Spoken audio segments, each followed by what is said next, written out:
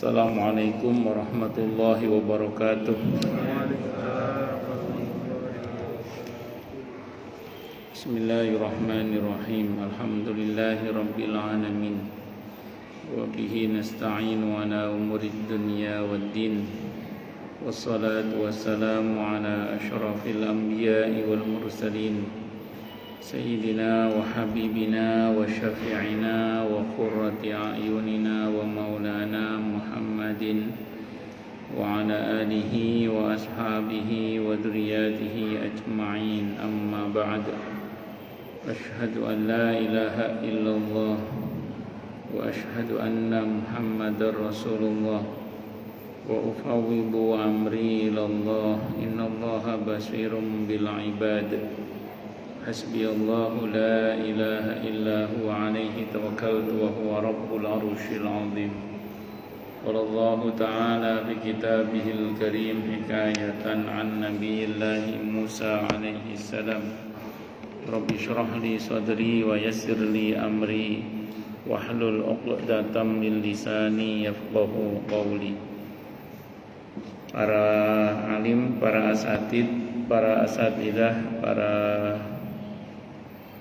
bapak dan ibu serta adik sekalian, hafizani wa hafizakumullah, bil khusus segenap pengurus Masjid Asy-Syuhada yang semoga pengurusnya dan jamaahnya selalu dalam naungan rahmat, barokah, perlindungan serta bimbingan Allah Subhanahu wa taala. Amin, Allahumma amin, insyaallah. Dan tentu kita berdoa, Allahumma inna nas'aluka ilman nafi'ah wa rizqan thayyiban wa amalan mutaqabbala wa fatahallahu lana futuhal arifin. Allahumma inna na'udzubika min ilmin la yanfa' wa amalin la yurfa' wa qalbin la yakhsha' wa du'a la yusma'. Allahumma ati anfusana taqwaha wa zakkiha anta khairu man zakkaha anta waliyuha wa maulaha. Allahumma innaka afuwun tuhibbul afwa fa'fu anna ya karim. Bismillahirrahmanirrahim. Masih melanjutkan kajian kita kitab Qissasul Anbiya karya Al-Imam Ibnu Katsir rahimahullah rahmatan wasi'ah wa rahimallahu ulama al-muslimin. Qala al-muallif rahimahullahu ta'ala wa nafa'ana bihi wa bi'ulumihi fid dharain amin. Bismillahirrahmanirrahim. Masih melanjutkan surah Thaha. Kemarin terakhir ayat 123, sekarang 124, 125 sampai dengan 126, sebagian 126. Di ayat sebelumnya, di ayat 123 itu, fa imma ya'tiyannakum minni hudan famanittaba'a hudaya, famanittaba'a hudaya fala yadhillu wa la yashqa. Jadi Allah memastikan bagi Nabi Adam alaihissalam dan keturunannya, kalau mengikuti petunjuk Allah, mengikuti petunjuk Allah, maka dijamin tidak akan sesat dan tidak akan pula celaka. Nah, selanjutnya ini sebaliknya, waman a'rada an dzikri. Nah, lanjut ini, kalau kemarin kan yang mengikuti petunjuk Allah dijamin tidak akan sesat dan tidak akan celaka. Tapi sebaliknya ini sekarang, waman a'rada an dzikri fa innalahu ma'isyatan dhanka. Waman, dan siapapun orang yang a'rada, berpaling, an dzikri, dari peringatanku. Kalau kita terjemahkan lebih detailnya dari Al-Quran, karena dzikr, nama lain dari Al-Quran adalah az-dzikr. Siapapun yang berpaling dari peringatanku atau dari Al-Quran, fa inna, maka sungguhnya lahu, bagi orang itu, ma'isyatan, kehidupan dongka yang sempit. Jadi orang yang berpaling dari Al-Quran kehidupannya sempit. Oh, itu nyatanya orang-orang kafir kehidupannya lapang, Ustaz. Lapang zahirnya, batinnya kan kita tidak tahu. Nah, jadi orang kalau berpaling dari kehidupan, dari peringatan atau dari Al-Quran, dari peringatan Allah atau dari Al-Quran itu hidupnya pasti sempit. Walaupun secara materi tampak lapang, tapi sebenarnya dadanya sempit. Jepang itu tingkat bunuh dirinya tinggi, dan bukan orang bodoh yang bunuh diri, itu rata-rata orang yang IQ-nya di atas 200 dan orang kaya. Itu Jepang. Ternyata di Korea juga sama, angka bunuh diri juga tinggi. Di Amerika saya dapat kabar dari Pak Mario Teguh itu yang ekonomi menengah banyak yang bunuh diri pas pandemi kemarin. Saya punya jamaah, suaminya orang Korea juga, alhamdulillah sudah muslim ya, muslim itu maksud saya. Nah dia itu keluarga suaminya yang masih belum masuk Islam itu banyak yang bunuh diri, bukan karena miskin, karena ketakutan yang nggak jelas, Dan berapa banyak orang yang bunuh diri itu justru di saat naik daun misalnya, daun dinaiki. Nauzubillah min syarri dzalik. Dan berapa banyak orang yang mati gara-gara mengkonsumsi pil penenang atau pil supaya nggak stres dan macam-macam, karena berlebihan itu. Itu semua kalau kita lihat, kalau kata praktisi psikolog kejiwaan mengatakan itu semua bukan orang-orang yang ahlul Quran. Makanya ada seorang psikolog yang mengatakan, selama saya praktek, saya belum pernah punya pasien dari orang yang ahlul Quran, orang yang ahli Al-Quran. Nah, makanya orang yang rajin membaca Al-Quran, apalagi mengamalkannya, itu lapang dadanya, lapang kehidupannya. Saya pernah baca sebuah buku. Zaman itu belum zamannya Google kayak sekarang ya. Tapi sekarang di Google ada juga itu, bisa di searching itu. Tapi dulu saya bacanya di buku. Zaman itu yang populer baru Yahoo. Yahoo. Google belum populer saat itu. Itu tapi saya bacanya di buku saat itu. Ada seorang pakar depth psikologi, jadi apa? Psikologi dalam. Namanya Van der Hoeven dari Belanda. Beliau ini penasaran dengan lafaz Allah yang sering disebut oleh kaum muslimin. Orang Islam kok dikit-dikit ya Allah, Masya Allah, Astagfirullah, dakwah bayar utang ya Allah gitu. Ada apa di balik lafaz Allah itu? Penasaran dia. Maka lafaz Allah itu oleh Van der Hoeven dicomot. Nanti bisa di searching di Google, itu masih ada Van der Hoeven. Sama Van der Hoeven itu dicomot. Nah, terus diteliti lafaz Allah itu sama Van der Hoeven itu. Ini kita baru ngomong dunia ya, belum ngomong akhiratnya, bagaimana lapangnya kalau kita mengamalkan Al-Quran.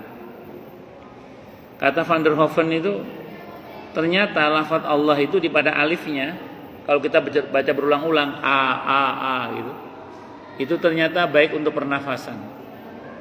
Lamnya lafaz Allah, kalau dibaca tafkhim mufakham itu tebal itu merefleksi otak supaya bisa meredam otak dari keinginan yang terlalu menggebu-gebu. Jadi kan kadang kita ini keinginan terlalu tinggi, kemampuan terbatas. Nah, untuk meredam keinginan yang terlalu tinggi supaya tidak terlalu menggebu-gebu itu lafaz Allah lamnya itu merefleksi otak supaya diredam keinginan yang terlalu menggebu-gebu itu. Ya sebab kenapa orang gendeng itu kan gara-gara keinginan terlalu tinggi, kemampuan terbatas. Haknya lafaz Allah itu terjadi kontak antara jantung dan paru-paru, dan itu bagus untuk kerja jantung. Kesimpulan Van der Hoeven gini, orang yang melafazkan lafaz Allah berulang-ulang, ini penelitian Van der Hoeven. Orang yang melafazkan lafaz Allah berulang-ulang, maka lafaz Allah yang dibaca berulang-ulang itu sangat efektif mengobati 1 darah tinggi, 2 patah hati. Itu penelitian Van der Hoeven. Jadi lafaz Allah yang dibaca berulang-ulang itu, lafaz Allah itu efektif mengobati 1 darah tinggi, 2 patah hati. Rupanya penelitian Van der Hoeven ini dikembangkan oleh para dokter di Amerika Utara.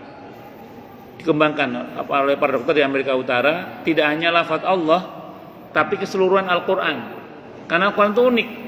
Antara hamzah dengan ain pelafatannya beda. A, sin, shin, shad itu beda.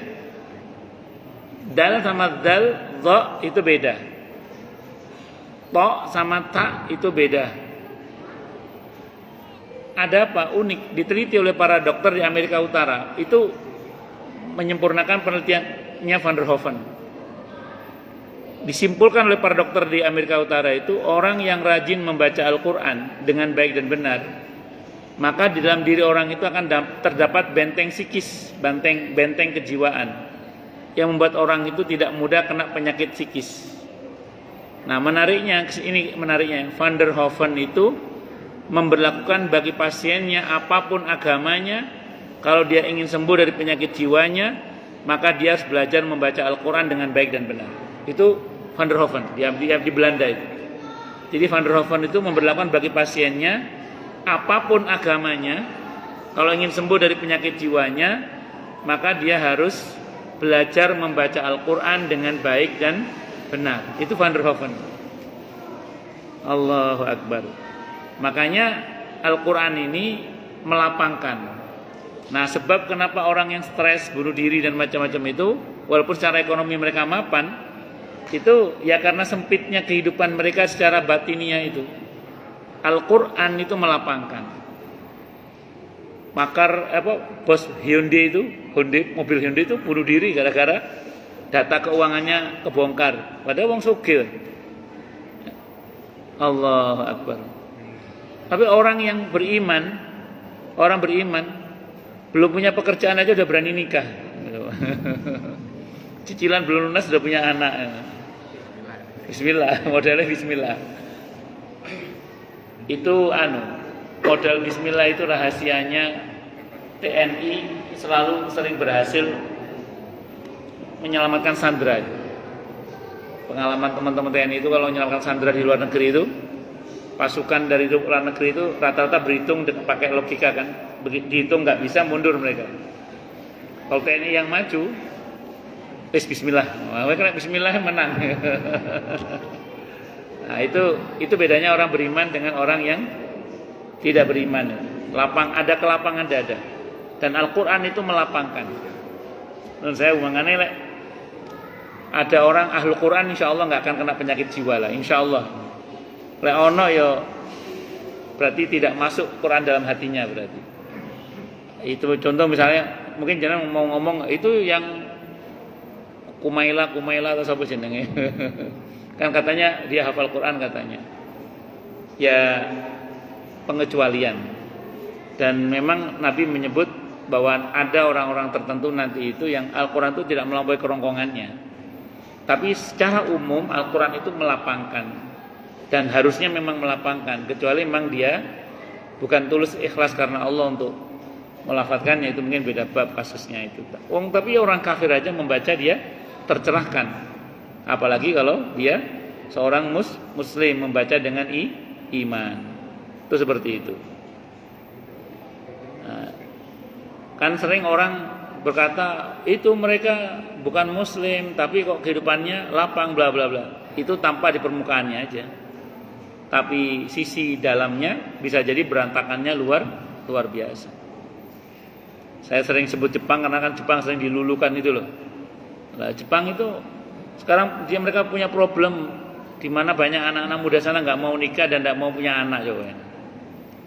Akhirnya anak sekolah TK kadang siswa cuma satu, hampir tidak punya generasi penerus itu. Itu kalau lama-lama bisa punah itu kan kalau dibiarkan terus itu. Sementara orang Indonesia suaminya batu aja istrinya hamil. Apalagi di Madura. Gak boleh ada listrik mati, jumlah penduduk langsung membludak. Allahu Akbar, guyonannya teman-teman ini.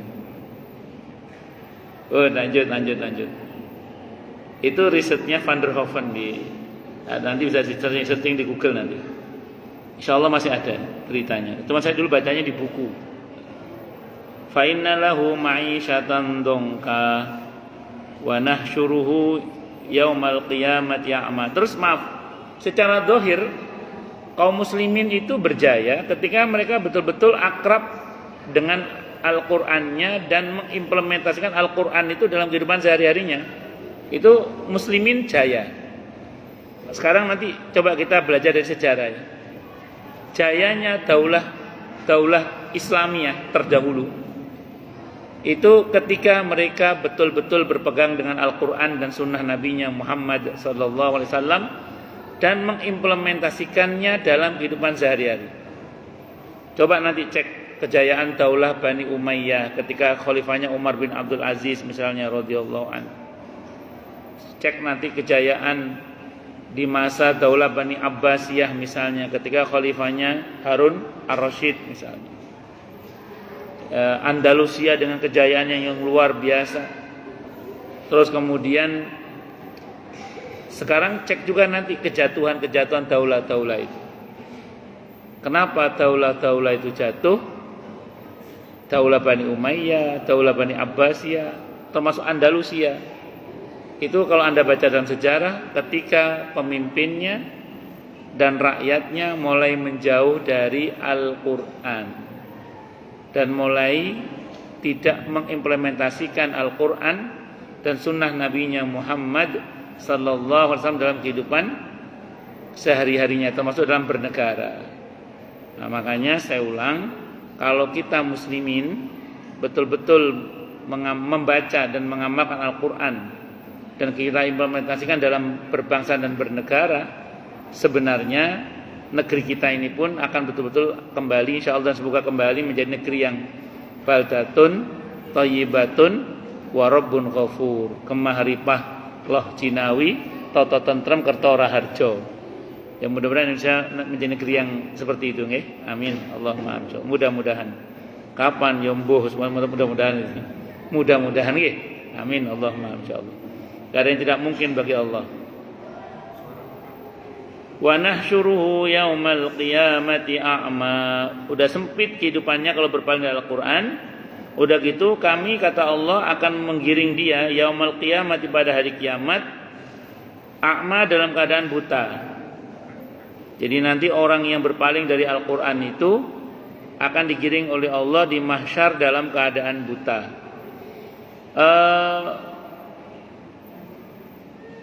Saya mau bicara dari Yaumul Ba'ats ya. Setelah kiamat kan ada Yaumul Ba'ats, hari kebangkitan.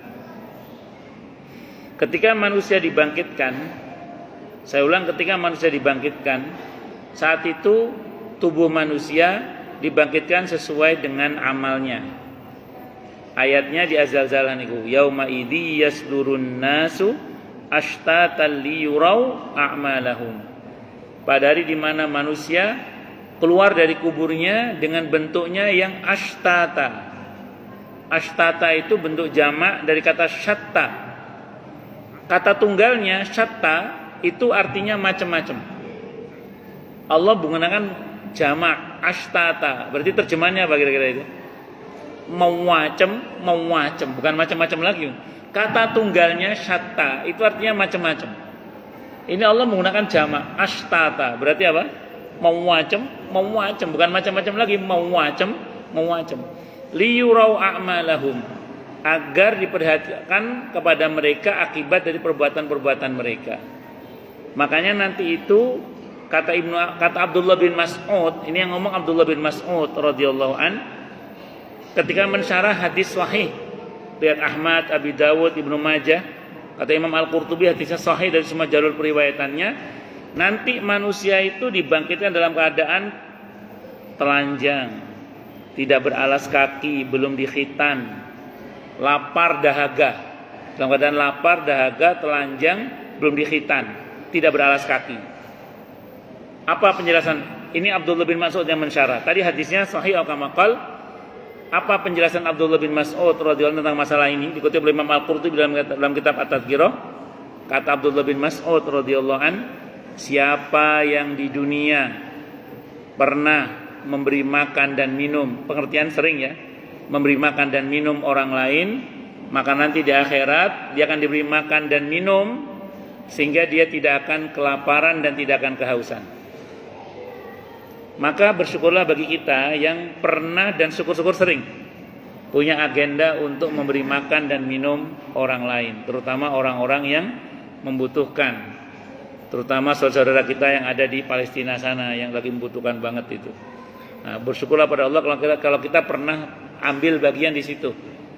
Satu. Yang kedua, kata Abdullah bin Mas'ud radhiyallahu anhu, barang siapa yang di dunia, kata Abdullah bin Mas'ud ini mensyarah hadis itu, kamakal, barang siapa di dunia pernah memberi pakaian, maka nanti di akhirat dia akan diberi pakaian sehingga dia tidak akan telanjang, kata Abdullah bin Mas'ud radhiyallahu anhu. Maka bersyukurlah pada Allah kalau di antara kita ada yang pernah syukur-syukur sering memberi pakaian bagi orang lain. Maka saya sering bilang ke banyak jamaah itu, kalau ngasih pakaian untuk guru TPQ, merbuat masjid, imam masjid, satpam, tukang kebersihan, itu kalau bisa yang lengkap, baju koko plus sarungnya. Karena kalau kita hanya pakai atasan saja ngasihnya, takutnya nanti di akhirat hanya pakai atasan nggak pakai bawahan, takutnya. Itu guyonan saya, tapi saya serius itu. Ya. Ya, jadi kalau ngasih imam masjid, merbuat masjid, guru TPQ, atau satpam atau ini tukang kebersihan yang lengkap. Oh, lanjut. Nah, terus kemudian berikutnya, barang siapa yang di dunia pernah ngasih tumpangan kendaraan, kata Abdullah bin Mas'ud radhiyallahu anhu, apalagi ngasih kendaraannya ya, maka nanti di akhirat dia akan diberi kendaraan sehingga dia tidak akan jalan kaki. Nah, mungkin gini ya, ini menarik. Ada yang mungkin bertanya-tanya, kalau pakaian, makanan, minuman, saya kira kita paham lah. Tapi kalau kendaraan, apa urgensinya kendaraan nanti di mahsyar itu, Ustaz? Pentingnya kendaraan itu apa di mahsyar nanti? Catat baik-baik ya. Kita ini semua nanti akan dibangkitkan di mana kita ditanam. Jadi semua kita akan dibangkitkan oleh Allah di bumi di mana kita ditanam. Nanti bumi ini akan Allah ganti dengan bumi yang baru. Ayatnya jelas itu ya, bahwa nanti Allah akan ganti dengan bumi yang baru. Terus tidak ada, di hadisnya terangkan, tidak ada dataran tinggi, tidak ada dataran dalam. Artinya rata bumi nanti itu. Dan penduduk yang dulu pernah tertanam di dalamnya akan dikeluarkan dari sesuai dengan di mana dia tanam. Jadi kalau kita misalnya ditanam di Bekasi, sebagian Anda mungkin di kampung, akan dibangkitkan di kampungnya masing-masing. Pokoknya di mana dia dibangkitkan, di mana dia ditanam, di situ akan dibangkitkan. Itu yang kata Al-Qur'an kemarin, minha surat Thaha ayat 55 ya. Minha khalaqnakum wa fiha nu'idukum wa minha nukhrijukum taratan ukhra. Nah, begitu kita bangkit, itu belum mahsyar. Mahsyar itu artinya titik kumpul. Titik kumpulnya itu di mana? Di bumi Syam. Jadi kita ini nanti misalnya kita meninggal di Indonesia, itu dibangkitkan di Indonesia, tapi titik kumpulnya itu Syam nanti itu. Syam itu sekarang ya Palestina dan sekitarnya itu. Itu titik kumpulnya. Lah kalau dari Indonesia ke sana jalan kaki kira-kira keju napa keju? Nah, kira-kira gitu. Nah, kalau kita pernah ngasih tumpangan kendaraan, jalan ke sana itu pakai kendaraan, ngoten loh. Paham nggak mboten? Nah, jadi kendaraan itu penting. Maka saya ulang, bersyukurlah pada Allah bagi siapapun yang pernah ngasih tumpangan kendaraan. Syukur-syukur pernah ngasih kendaraannya. Itu kata Abdullah bin Mas'ud itu gitu. Nah, nanti itu kita titik kumpulnya di Syam. Kalau kita meninggalnya di Indonesia, jalan ke sana pakai kendaraan kan enteng gitu loh. Pun. Dan di hadis itu ceritakan nanti kendaraan itu ada yang dinaiki berlima, berempat, bertiga, berdua, ada yang sendiri. Tergantung dulu dia bersekutu dalam beramal apa tidak. Jadi kalau misalnya ada orang yang dulu bangun apa bersama-sama, nanti bersekutu bareng-bareng naik kendaraan itu, bareng-bareng. Nah, jadi ada yang sendiri, rupanya dia deweni, kebaikannya dideweni sama dia, yaitu sendiri nanti dia. Macam-macam lah orang, yang penting dapat fasilitas. Terus siapa yang di dunia pernah ngasih sendal, maka di akhirat dia akan diberi sendal, sehingga dia tidak akan nyeker nanti. Nah, laki-laki ada yang nanya, urgensinya sendal di sana itu apa, Ustaz? Urgensinya sendal di mahsyar itu nanti apa urgensinya? Catat baik-baik. Dalam riwayat yang sahih tadi, riwayat Ahmad, Abu Daud, Ibnu Majah itu, bumi nanti akan dibentuk oleh Allah seperti perak bentuknya. Di samping tidak ada dataran tinggi, tidak ada dataran dalam, bumi nanti dibentuk oleh Allah seperti perak. Sementara matahari itu hanya 1 mil di atas kepala manusia. Mohon maaf, ini yang pernah miskin pasti tahu ini. Yang pernah miskin pasti tahu. Dulu zaman kita masih sekolah, kalau pulang sekolah siang itu kan sepatu kadang ditenteng. Itu kalau lewat aspalan, jalan aspal, panas apa enggak nih? Panas. Kebayang nanti di akhirat matahari cuma 1 mil di atas kepala kita, terus buminya dibentuk seperti perak. Kebayang ya? Yang nggak punya sandal kebayang ya? Ya bersyukur yang punya sandal. Kalau mau punya sandal di akhirat nanti, pernahlah syukur-syukur seringlah nyumbang sandal. Nyumbang sandal gimana Ustaz? Ya lihat aja itu anak-anak yang tidak mampu, dilihat kok sandalnya semua yang lain. Kita sumbang sandal. Kalau ada guru TPQ, delok sandal semua yang lain ganti sandal yang baru. Itu seperti itu. Allah. Pun jadi intinya ngoten nggih, harus pernah lah kita ini ngasih napa? Sendal orang lain atau siapapun yang membutuhkan sendal, itu insyaallah tidak akan pakai sendal. Wah, kalau kayak Mas Ahmad, wah gimana saya pengen ngasih sendal Bapak yang sudah meninggal, sedekah atas nama Bapak, Pak. Sedekah sendal. Nggih, Masya Allah. Ngoten nggih, insyaallah sampai. Kan dari anak ke orang tua itu pasti sampai. Wallahu a'lam bishawab. Lanjut. Kata Abdullah bin Mas'ud enggak sampai situ ya. Nah, nanti kumpul, semua orang kumpul di satu titik, namanya di mahsyar tadi itu. Itu satu dulu. Kemudian penjelasan berikutnya lagi gini. Nanti orang itu ketika bangkit, Allah gambarkan di surah Al-Hadid. Surah Al-Hadid itu surah ke-57, ayatnya ayat 12-13. Ayat 12-13. Yauma taral mu'minina wal mu'minati yas'a nuruhum baina aydihim wa bi aymanihim busyrakumul yawma jannatun tajri min tahtihal anharu khalidina fiha dzalika huwal fawzul azim yauma yaqulul munafiquna wal munafiqatu lil ladzina amanu unzuruna naqtabis min nurikum qila irji'u wara'akum faltamisu nura faduriba bainahum bisurin lahu bab batinuhu fihi rahmah wa zahiruhu min qibalihi al'adzab. Nanti itu orang itu dibangkitkan, orang beriman dibangkitkan dengan cahayanya. Sehingga orang ini pasti bahagia karena bangkit dengan cahayanya. Muslimin bisa punya cahaya itu dari pertama wudu. Yang kedua dari Al-Quran, itu diantaranya. Dari sholat, itu nanti jadi cahaya itu dengan izin Allah. Orang yang bangkit dengan cahayanya diberi kabar gembira tentang apa? Surga. Busyrakumul yauma jannatun tajri min tahtil anharu khalidina fiha dzalika huwal fawzul azim. Tapi beda sama orang munafik. Orang munafik saat dibangkitkan dia teriak kepada orang beriman. Di ayat berikutnya itu. Apa kata orang munafik? Unzuruna, tunggulah kami. Kami mau nebeng cahaya kalian, hai orang beriman. Orang munafik bangkit tanpa cahaya.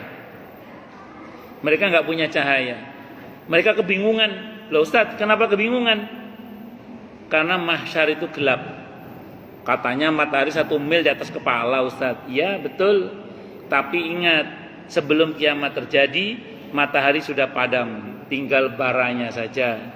Maka mahsyar itu gelap. Mahsyar itu apa? Gelap. Maka bersyukurlah bagi yang badannya bercahaya, dia enggak akan kelimpungan. Tapi bagi mereka yang badannya tidak ada cahaya, dia kebingungan. Maka teriaklah orang munafik dalam ayat ini. Teriak pada orang beriman. Apa kata orang munafik? Nebeng cahayanya dong. Nebeng cahayanya dong. Teriak gitu dia. Apa kata malaikat dalam ayat ini? Malaikat yang membentak dia, tidak boleh. Mundur. Cari sendiri cahayamu. Kata malaikat gitu. Jadi kata malaikat, qila irji'u wara'akum faltamisu nura. Mundur, tidak boleh. Tidak boleh gabung sama orang beriman. Karena nanti dikapling, tidak bisa gabung orang beriman sama orang munafik itu. Sana cari sendiri cahayamu. Dibentak oleh malaikat, tidak boleh nebeng cahaya orang beriman. Maka apa yang terjadi? Dibuatlah dinding pemisah antara orang beriman dan orang-orang munafik itu. Yang ada pintu menghubung di antara tembok itu, bagian dalamnya ada rahmat, di bagian luar ada azab. Apa azab di mahsyar nanti? Tenggelam oleh keringatnya sesuai dengan kadar amalnya. Kalau yang bagian dalam ada rahmat, apa rahmat? Fasilitas di mahsyar itu apa aja nanti itu? Di antaranya zillun yauma la zilla illa zilluh, naungan pada hari di mana tidak ada naungan kecuali naungan Allah. Dalam hadis Sahih Muslim untuk 7 model orang. Saya nggak hafal urutannya, tapi insyaallah saya hafal satu-satunya. Yang pertama, al-imamul adil, pemimpin yang adil. Yang kedua, syabun nasya'a fi ibadatillah, pemuda yang tumbuh dalam beribadah kepada Allah. Dari akil balik sampai mati baik terus. Yang kedua, yang ketiga, orang yang hatinya terpaut dengan masjid. Baru keluar dari masjid sudah berkata, saya kapan kembali ke masjid, saking kangennya sama masjid. Yang ketiga, yang keempat, orang yang saling mencintai karena Allah, bertemu karena Allah, berpisah karena Allah. Yang kelima, orang yang sedekah secara sembunyi-sembunyi, yang tangan kanan memberi, kata Nabi, tangan kiri tidak tahu. Kemudian yang keenam, orang yang menangis dalam kesendiriannya karena Allah. Yang ketujuh, saya ini nggak urut ya, tapi 7 orang itu loh. Yang terakhir, seorang lelaki yang dirayu oleh wanita yang cantik dan kaya. Syaratnya yang rayu harus cantik dan kaya.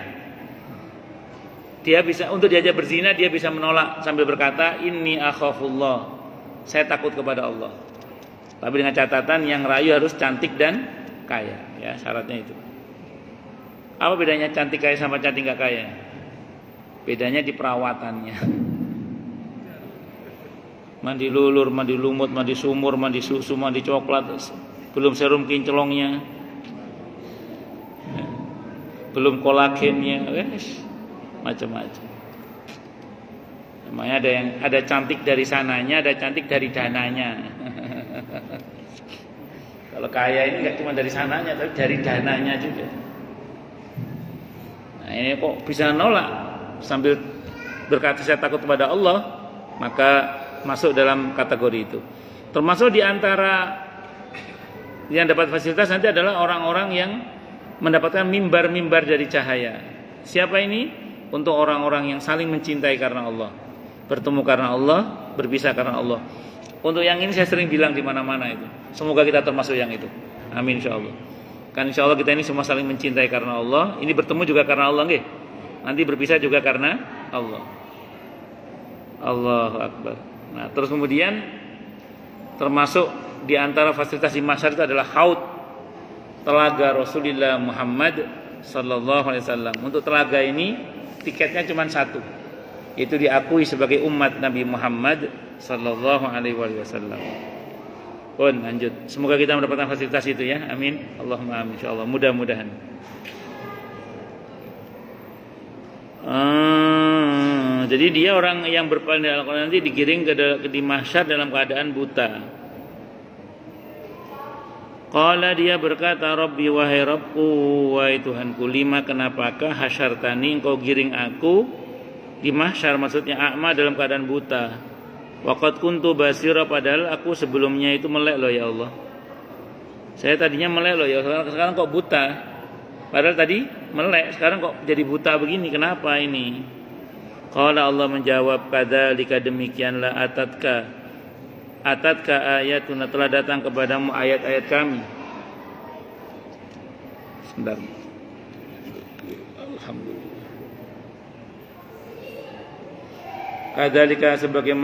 Kadzalika demikianlah atatka, telah datang kepadamu ayatuna, ayat-ayat kami. Fanasitaha, maka kamu pun melupakan ayat kami.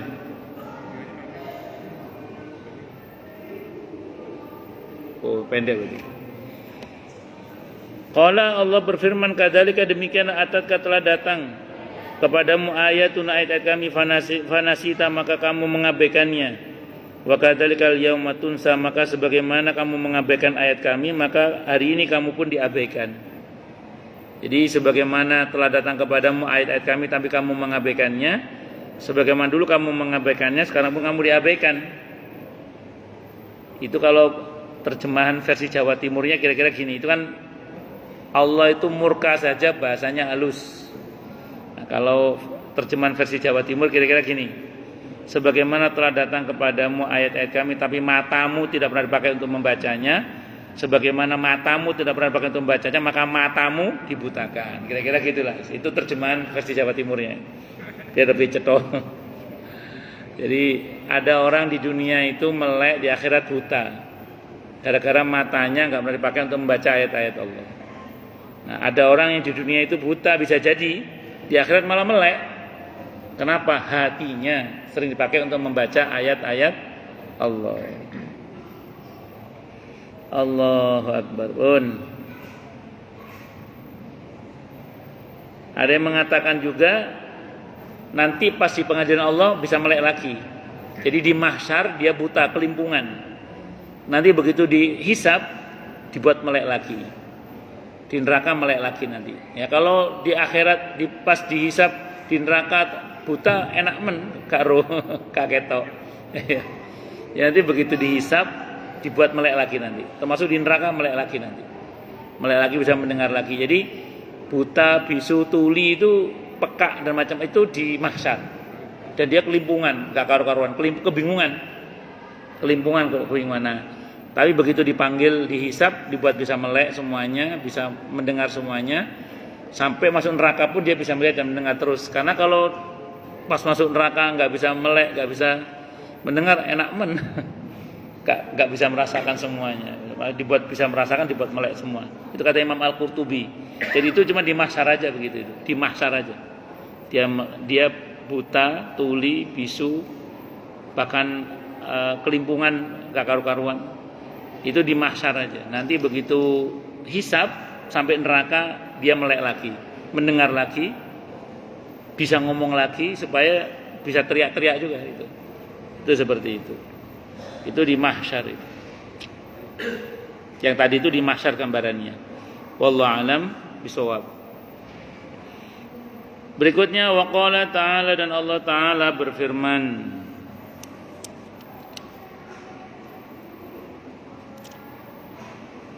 sekarang di surah Shad. Surah Shad ayat 67 sampai 88. Surah Shad surah keberapa? Surah Shad 38 ya. Ya, surah Shad surah ke-38 ayat 67 sampai 88.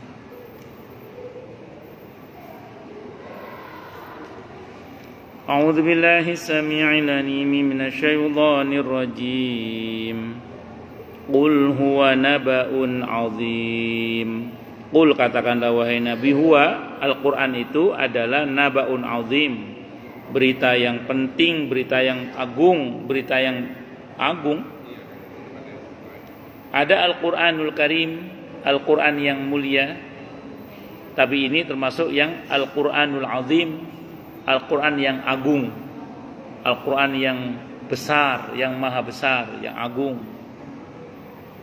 Jadi Al-Qur'an itu sejatinya melebihi dari teksnya yang kita baca tiap hari itu. Jadi kalau hari ini kita baca Al-Fatihah misalnya, maka kandungan Al-Fatihah itu tidak sebatas apa yang kita pikirkan dari teksnya itu aja. Dia melampaui semuanya. Makanya pembahasan tentang tafsir Al-Quran, apalagi tadabburnya, itu gak akan pernah selesai. Karena kita berbicara tentang firman Allah yang maha. Nah, makanya orang-orang yang hidup sesuai dengan tuntunan Al-Quran, dia pasti mulia. Orang yang hidup sesuai dengan tuntunan Al-Quran, dia pasti menjadi orang besar. Besar dalam pandangan Allah, terkenal di langit maksudnya. Nah, kadang orang besar itu di bumi nggak terkenal. Oh, apa ada Ustaz? Ada. Kalau kalangan para nabi di surah Al-Kahfi itu ada nabi yang nggak populer, tapi Allah ceritakan dalam Al-Quran. Nabi Khidir alaihissalam, Abul Abbas nama aslinya Balya ibn Malkan alaihissalam, itu Nabi Khidir. Itu yang Nabi Musa suruh nyari beliau untuk berguru tentang ilmu yang Allah berikan kepada beliau, yang Allah tidak kasih itu ke Nabi Musa alaihissalam. Kalau di kalangan para kekasih Allah di bawah para nabi yang enggak terkenal tapi terkenal di langit siapa? Uwais Al-Qarni radhiyallahu anhu. Itu di bumi tidak terkenal. Keluarganya aja enggak ada yang tahu, tapi di langit beliau terkenal. Bahkan Nabi kita Muhammad sallallahu alaihi wasallam mengenal beliau di langit, bukan di bumi. Tuh. Allahu Akbar. Ya, orang itu kalau mengamalkan Al-Qur'an hidupnya akan melangit. Tidak hanya membumi tapi melangit gitu. Maka para sahabat Nabi, orang-orang soleh terdahulu itu kemuliaannya sundul langit. Nah, kemuliaannya sundul langit.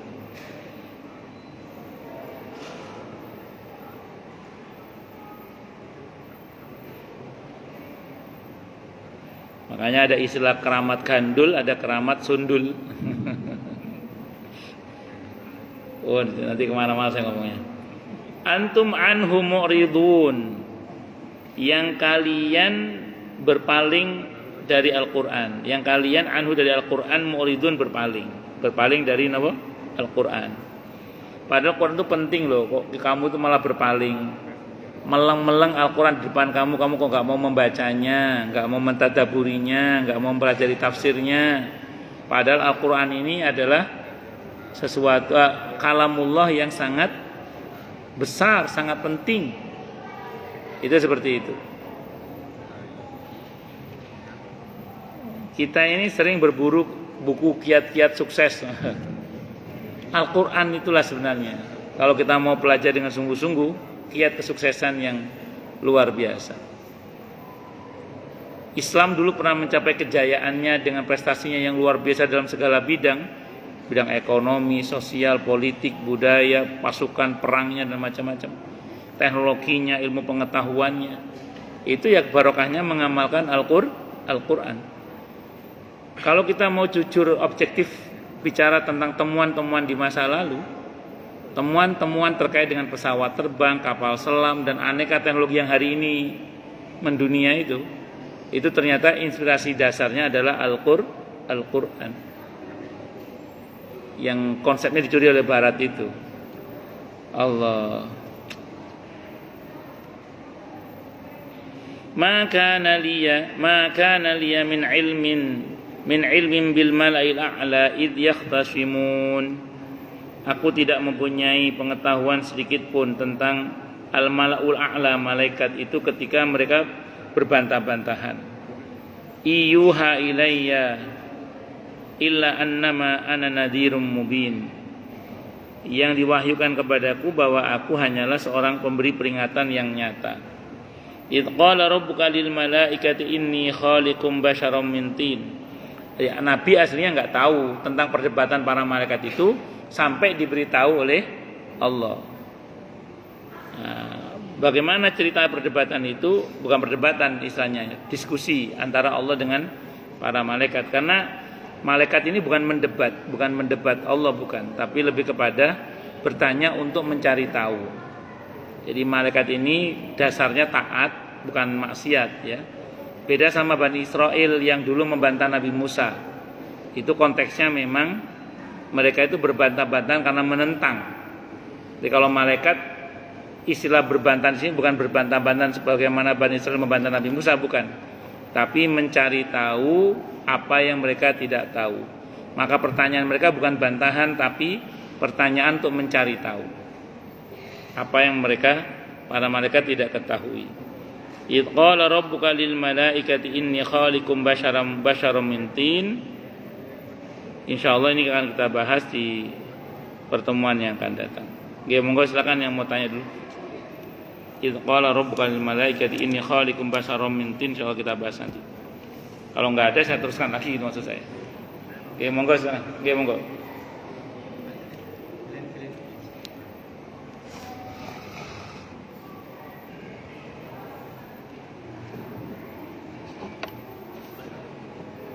Bismillahirrahmanirrahim.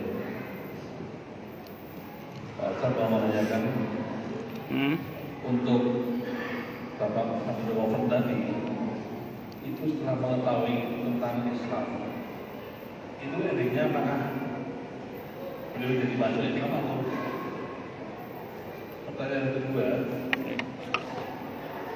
di akhir-akhir ini ada seorang artis terkenal. Dia kuat-kuat di media sosial bahwa dia murtad setelah dia umroh. Itu menurut saya seperti apa tadi? Seorang murtad setelah umroh itu. Demikian dengan Yang pertama mengenai Van der Hoeven, apakah dia masuk Islam? Saat saya baca buku itu tahun 2005-an saya baca buku itu. Sehingga saya tahun 2004, 2005 atau 2003, 2004 saya baca buku itu dia belum masuk Islam. Sekarang saya tidak tahu. Kalau dulu belum masuk Islam, tapi dia membelokkan bagi pasiennya apapun agamanya. Kalau dia ingin sembuh dari penyakit jiwanya harus belajar membaca Al-Quran dengan baik dan benar, apapun agama pasiennya. Nah, saat itu belum masuk Islam, tidak tahu sekarang, tidak tahu saya. Nah, itu yang pertama. Yang kedua, memang Islam dan tidak Islamnya orang itu betul-betul hak prerogatifnya Allah ya. Yang kemudian yang kedua itu memang bersyukurlah pada Allah kita ini Allah pilih menjadi Muslim, alhamdulillah, masya Allah. Kemudian yang kedua berkaitan dengan orang yang Bapak sebut tadi itu. Ya jangankan hanya gara-gara umroh, Pak. Sekelas ulama Bani Israel yang doanya mustajabah seperti Bal'am bin Ba'urah saja bisa mati kafir. Saya ceritakan kemarin ulama Bani Israel namanya Barsisa juga bisa mati kafir.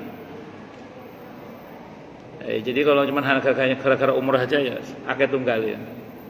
Bahkan ada dukun terkenal dulu begitu umroh malah murtad itu gara-gara katanya pas turun di Jeddah ketemu sama Yesus atau apa katanya. Jadi jangan dikira terus kalau di Mekah itu nggak ada setannya, ada juga. Abu Jahal ya orang Mekah, Abu Lahab juga orang Mekah. Jadi nggak jaminan kalau di tanah suci mesti baik, itu enggak jaminan. Orangnya ya maksudnya. Kalau tanahnya tetap suci, kelakuan orangnya kan enggak. Wong makelar nyium Hajar Aswad ya di putaran Ka'bah itu juga ada makelarnya. Gitu seperti itu. Ya semoga Allah sama kita dari fitnah akhir zaman ya. Amin Allahumma insyaallah. Nggih, ngoten nggih. Makanya kita ini harus banyak berdoa. Rabbana la tuzigh qulubana ba'da idh hadaitana wa hab lana min ladunka rahmah innaka antal wahhab. Kita harus banyak berdoa ya muqallibal qulub tsabbit qalbi ala dinik. Karena sewaktu-waktu orang itu bisa berubah dan itu mudah bagi Allah. Makanya bersyukurlah pada Allah kalau kita dan semoga kita istiqomah dalam iman Islam. Amin. Allahumma amin insyaallah, mudah-mudahan. Monggo yang lain silakan kalau ada. Nggih, monggo Pak.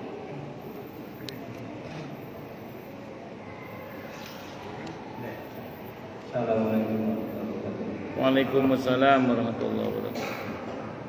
Ustaz, tentang Bani Israel yang secara umum mereka itu, padahal mereka kan turunan Nabi Yakub, artinya turunan Nabi. Satu. Yang kedua, bahwa di negeri kita ini banyak ulama yang ahli Quran kan. Pertanyaan saya, kenapa belum muncul pemimpin yang ahli Quran, tapi yang banyak pemimpin yang ahli Quran? Itu sama. Sambut. Baik. Yang pertama Bani Israel itu kalau udah baik itu sampai jadi nabi dan rasul. Bahkan setelah Nabi Ibrahim itu separuh nabi itu yang dari setelah generasi Nabi Ibrahim itu terhitung sampai Nabi kita Muhammad SAW itu separuh nabi itu dari Bani Israel, separuhnya. Artinya banyak nabi yang diangkat dari Bani Israel. Berarti Bani Israel yang baik juga banyak, Pak. Karena mereka adalah kaum yang Allah utamakan sebelum kaum muslimin. Kan kaum Bani Israel itu Allah lebihkan daripada segenap manusia yang lain saat itu sebelum kaum muslimin Ada. Umat sebelum umat Nabi kita Muhammad SAW ada. Satu.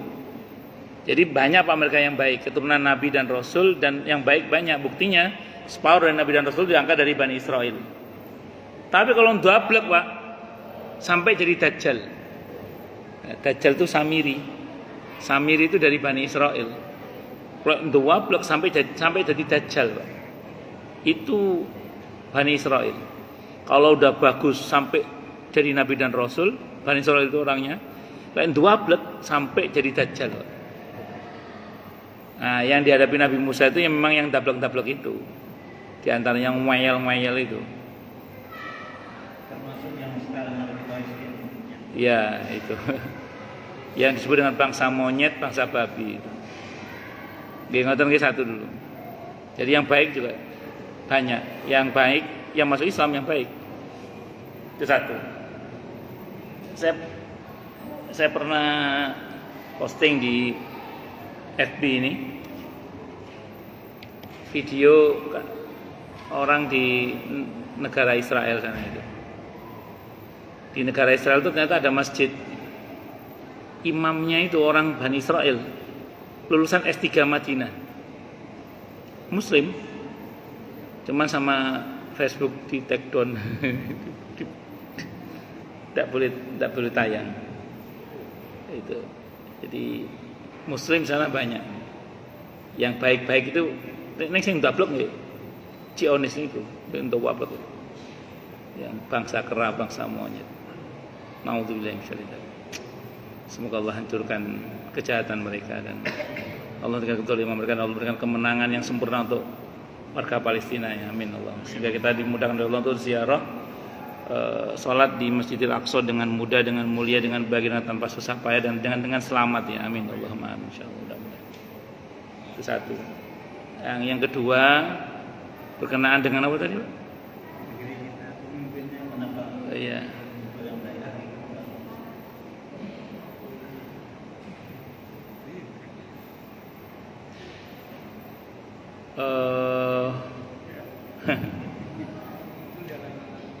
Ya,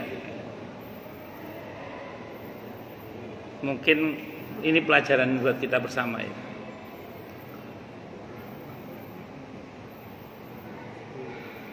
Sebagian kita ini kadang termakan provokasi sebagian orang yang seolah-olah kalau ahli agama itu jangan berpolitik gitu loh. Akhirnya politik itu didominasi oleh orang-orang yang nggak paham agama. Seolah-olah kalau ahlul Quran itu nggak boleh punya peranan di politik praktis. Akhirnya ya politik Senayan dikuasai oleh orang-orang yang nggak ngerti Al-Quran. Ya kita bersyukurlah pada Allah, walaupun ini masih merintis tentunya, masih berproses dan masih terus berjuang kan.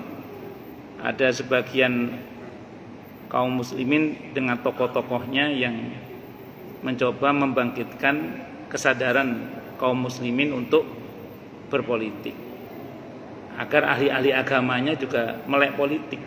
Syukur-syukur punya kemampuan berpolitik praktis dan aktif dalam politik praktis. Sehingga kemudian saya nggak nyebut merek partai, dah enak karena tapi Anda tahu lah ya, bahwa sudah ada itu dan itu kita syukurin. Ya mudah-mudahan kedepannya muncul pemimpin-pemimpin yang Qur'ani, pemimpin-pemimpin yang memang paham betul Al-Qur'annya dan bisa mengimplementasikan Al-Qur'an dalam kehidupan sehari-harinya. Ya kita bersyukurlah itu sudah mulai ada Pak, di Indonesia sudah mulai ada. Mudah-mudahan ke depan terus ada dan semakin membaik itu.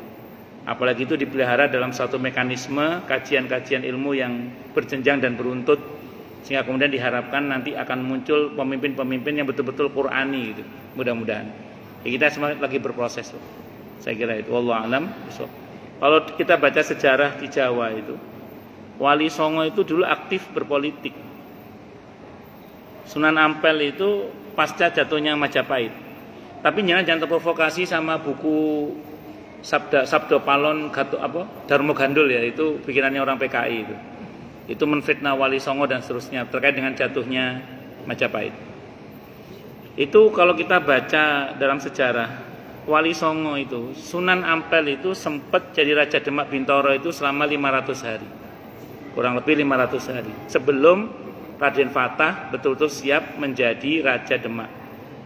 Artinya dulu ulamanya itu aktif dalam berpolitik Pak, dulu. Karena memang ya, salah satu hal yang sangat efektif dalam berdakwah itu pakai kekuasaan. Kalau kata Imam Ghazali, agama itu kuat kalau ditopang dengan kekuatan politik, dan politik akan kuat kalau ditopang dengan agama. Maka dua-duanya itu harus saling berkait bertaut, harusnya itu idealnya. Sunan Giri itu gurunya para raja. Seseorang yang belum pernah belajar di Giri Kedaton, dia tidak bisa dinyatakan bisa jadi raja. Jadi kalau mau jadi raja pada masa itu harus belajar ilmu ketatanegaraan gitu ya, ilmu politik dan ketatanegaraan itu ke Sunan Giri. Sunan Giri itu gurunya para politisi, Pak. Dan dia mencetak banyak raja. Itu Sunan Giri itu. Nah, terus kemudian kita tahu siapa Raden Syahid Sunan Kalijogo. Dia bangsawan ulama yang ulama yang juga bangsawan. Artinya dulu Wali Songo itu tidak hanya sekedar berdakwah dari masjid ke masjid, tapi juga dari parlemen ke parlemen atau seterusnya tadi. Itu seperti itu. Nah, jadi kalau kita belajar dari situ, ya sepatutnya lah memang ulama-ulama kita aktif dalam berpolitik, walaupun tidak berpolitik praktis karena tidak semuanya punya kemampuan, paling enggak membuat masyarakat melek politik. Pentingnya menumbuhkan pemimpin-pemimpin yang Qur'ani, pemimpin-pemimpin yang wakil-wakil rakyat yang istilahnya itu melek Islam dan seterusnya itu. Saya kira itu ya. Wallahu a'lam bishawab. Dan kita bisa melihatlah bagaimana kemudian dalam tataran kenyataan di berita-berita yang kita bisa ikuti, itu mereka yang peduli dengan Islam dan umat Islam kan kelihatan Pak siapa-siapa saja. Jadi ada yang tidak peduli, ada yang peduli. Nah, yang peduli itu pasti orang-orang yang melek dalam Al-Qur'annya, melek dalam ilmu agamanya, melek dalam politiknya. Nah, ini mudah-mudahan ke depan ya mudah-mudahan ke depannya lahir pemimpin-pemimpin yang Qur'ani lah nggih. Amin. Ya ini lagi nanam Pak, lagi nanam. Mudah-mudahan sih berhasil. Ya biasalah bahwa dalam perjuangan ada yang menghalangi itu pastilah. Ngoten nggih. Wallahu a'lam bishawab. Oke, monggo yang lain silakan.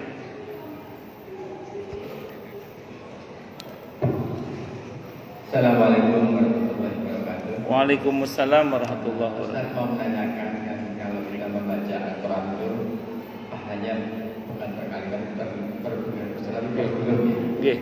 Sehingga kita semuanya memang menginginkan pendapat hal itu dengan membaca Al-Quran setiap waktu bacaan. Padahal kan jelas di situ ada terjemahannya, akan terakhirnya.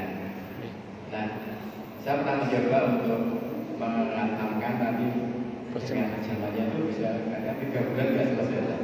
Terjemahannya itu. Iya, karena ingin tawan tadi jadi ingin ulang lagi. Nah, apakah dengan membaca terjemahannya tersebut itu juga nilai pahalanya sama dengan mengucapkan yang mungkin kalau membaca saja dia boleh tidak Allah bisa hantam, tapi dengan jamnya kadang bisa 3-4 kali baru hantam.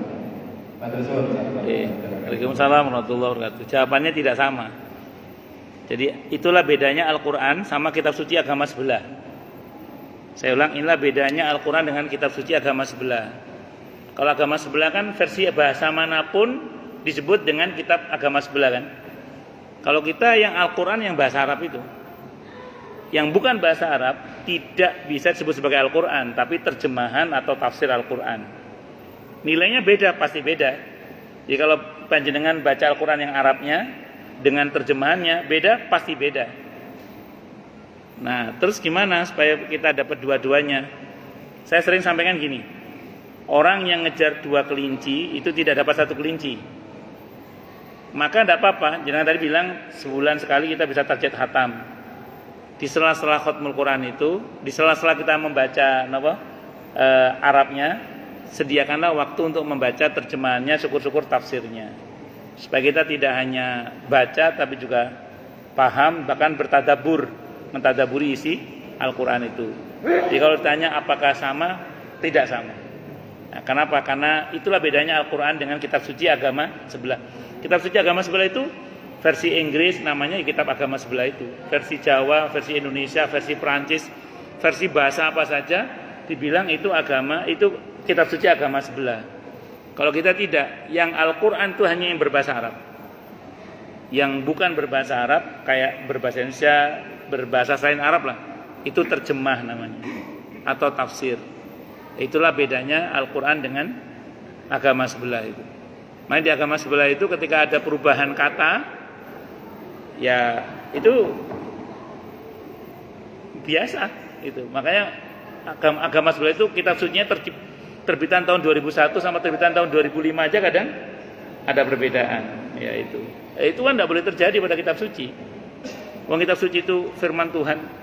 Kok tiba-tiba ada perubahan? Yang berubah siapa? Kan seperti itu. Nah, makanya itulah bedanya Al-Quran dengan kitab suci agama sebelah nih. Ngaten nggih? Nggih, tetap beda. Wallahu a'lam bishawab. Monggo yang lain silakan. Assalamualaikum warahmatullahi wabarakatuh. Waalaikumsalam warahmatullahi wabarakatuh. Ustaz, mohon pencerahannya untuk kiat-kiat agar kita bisa istiqomah, di mana tujuan kita itu insya Allah adalah akhirnya kita adalah kira-kira kiat-kiatnya apa? Karena kita kadang terpengaruh naik turunnya keimanan kita. Demikian. Assalamualaikum warahmatullahi wabarakatuh. Waalaikumsalam warahmatullahi wabarakatuh. Di awal-awal i'tikaf kemarin sempat saya bahas nih.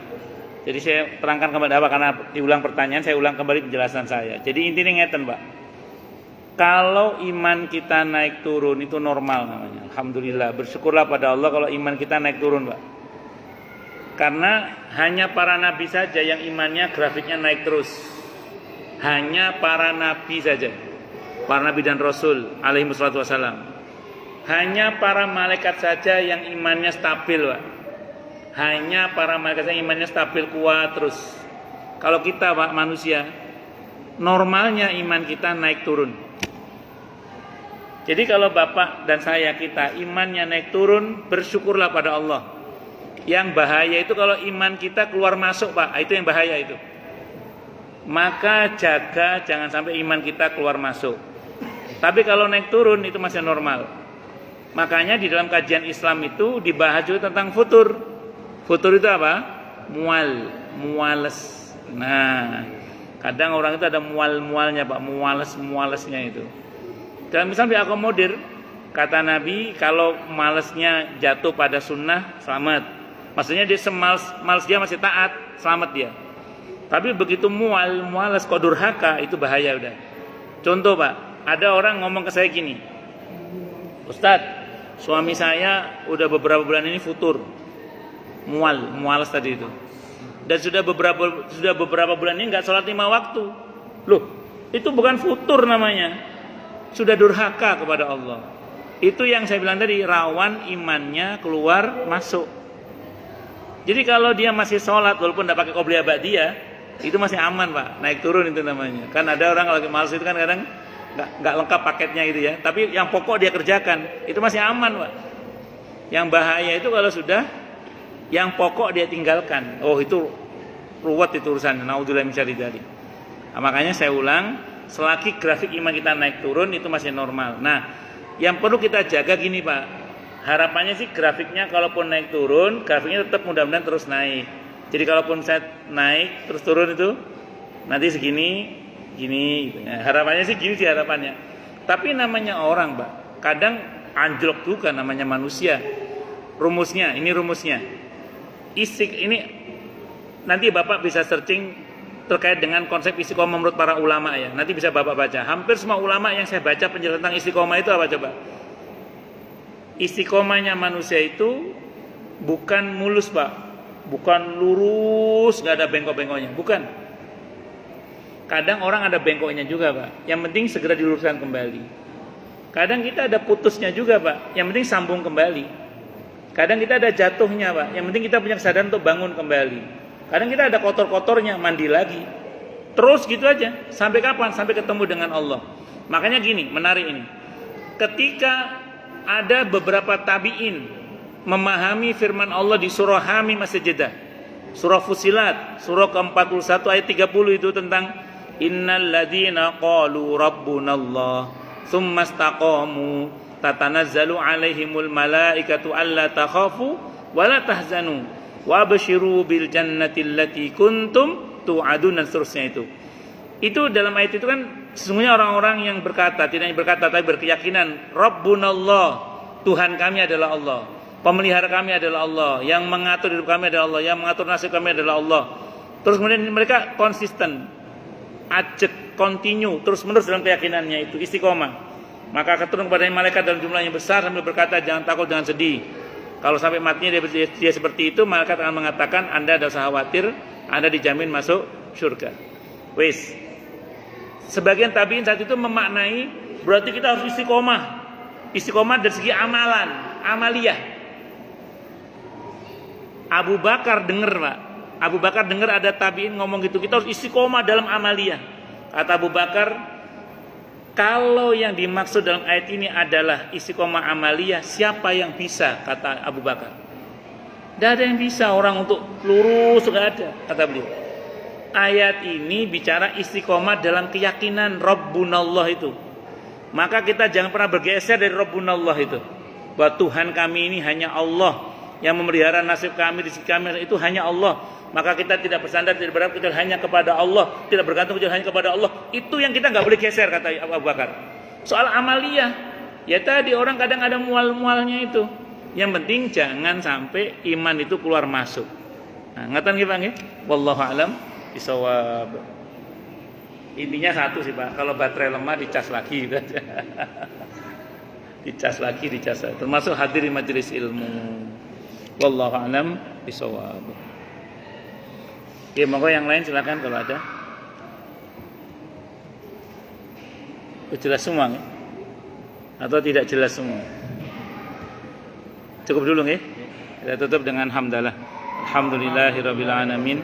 Semoga kajian kita bisa bermanfaat, mubarakah fi dini wa dunya wal akhirah. Amin. Untuk kita, keluarga kita dan seluruh umat Islam semuanya. Amin. Dan mudah-mudahan kita semua dijadikan oleh Allah sebagai orang-orang yang sukses dunia akhirat. Amin. Selamat dunia akhirat, bahagia dunia akhirat, dan dipermudah urusan kita oleh Allah fi dini wa dunya wal akhirah. Amin. Semoga Allah limpahkan hidayah selalu untuk kita. Semoga Allah tingkatkan selalu hidayah untuk kita. Amin. Dan semoga Allah berikan hidayah untuk siapapun yang melihat kita. Subhanakallahumma bihamdika asyhadu an la ilaha illa anta astaghfiruka wa atubu ilaik. Sallallahu alaihi Muhammad wa ala alihi wasallam. Saya mohon maaf.